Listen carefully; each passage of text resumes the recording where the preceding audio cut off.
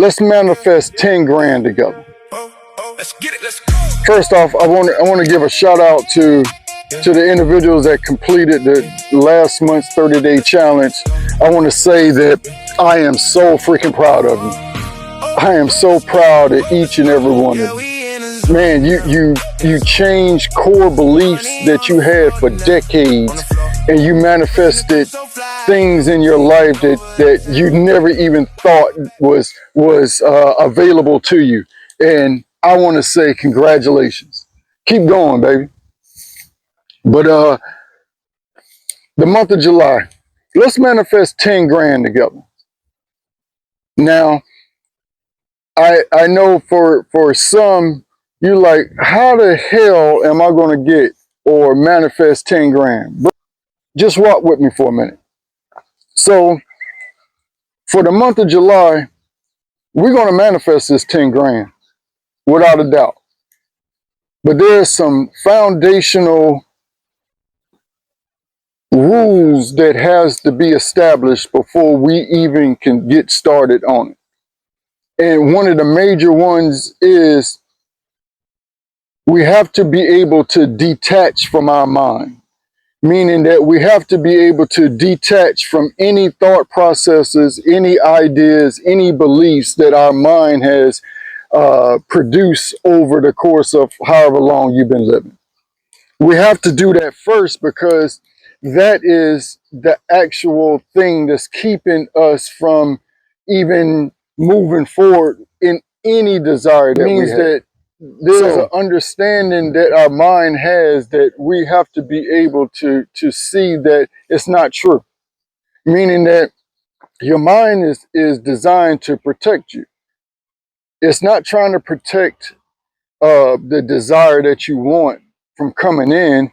It's not trying to come up with ways in which you can reach that desire faster, easier, simpler. It's not trying to do any of that. The mind wants you to be at a continuous state all the time.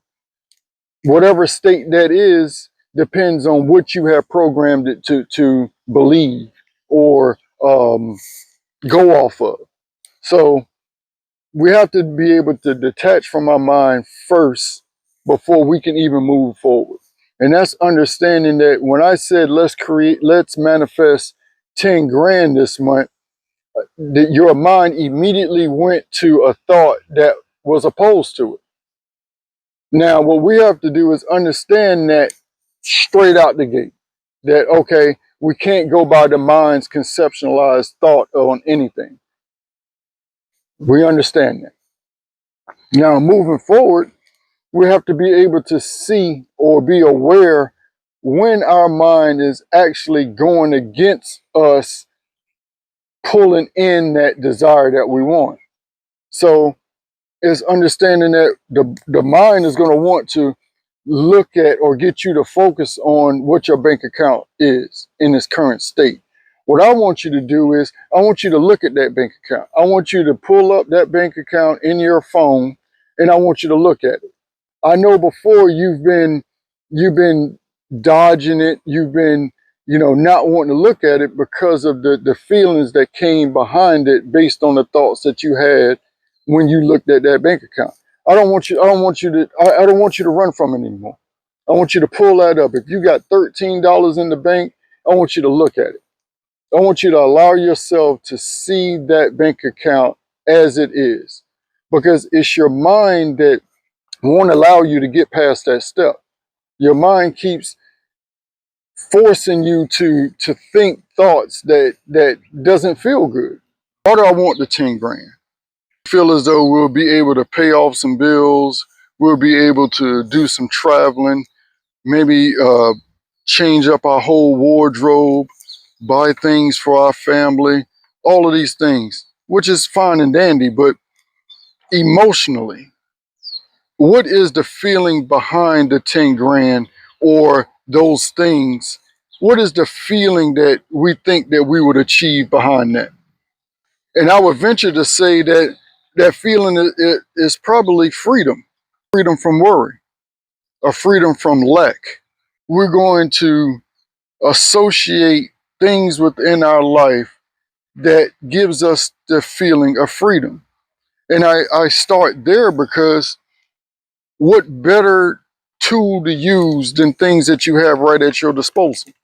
Now, these don't have to be big things. And as a matter of fact, in the beginning, I would encourage them to not be big things. It could be the fact of us being able to sit here right now comfortably. No worries. We're enjoying the fact that we're able to sit and chill. Like I said, we don't need to start with big things. Start with the small things. Because gratitude goes a long way. I can feel the freedom of having access to my own cell phone to be able to watch this video or watch any video that I love. And we engulf ourselves within that feeling. And I am here to let you know that when you do so, other ideas or other thoughts that promote that feeling of freedom will just rise up to the surface easily. You won't even have to do much. But the point that I want to make here is we have so much to feel free about just within our current reality. It's our mind that throws us off and has us saying, yeah, I know we can enjoy this moment, but what about a minute? What about an hour from now when I got to go to work, or I got to go pick the kids up, or when I got to cook or clean or whatever? You can still get to the feeling of freedom within those. Man, I love the freedom that I have to be able to cook my family whatever that they desire. I love the fact that I have the ability to go and pick my kids up. I love the freedom that I have from having a vehicle to be able to pick my family up. It's all about how we word these different situations or experiences we have. Now, I want to tell you this. In the beginning, it's not going to be an easy thing. But I can tell you this, with your awareness and your focus and your consistency, I promise you that it will become easier because the mind, it will start to shift on its own. Those thoughts will become less invasive. Those thoughts, they will only be like faint memories that won't hold enough weight for an emotional state to get built up that will cause you to stay so low. That thought of you not having enough money, it will come up so faint that it'll be like, man, what was that? And then you would just continue on. It won't be how it is now, where that thought will come, man, I don't have enough money, or lack, or I'm not feeling love, and then it will then start to create another thought and another thought, and then before you know it, your feeling is so low that you're like, oh my God, yeah, I will always be broke. I will always be alone. You see what I'm saying? Be aware of what your loops look like. Be aware of how often those loops come.